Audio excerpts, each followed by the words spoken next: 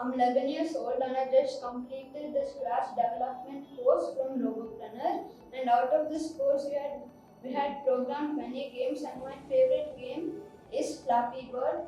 So I'll show you the Flappy Bird.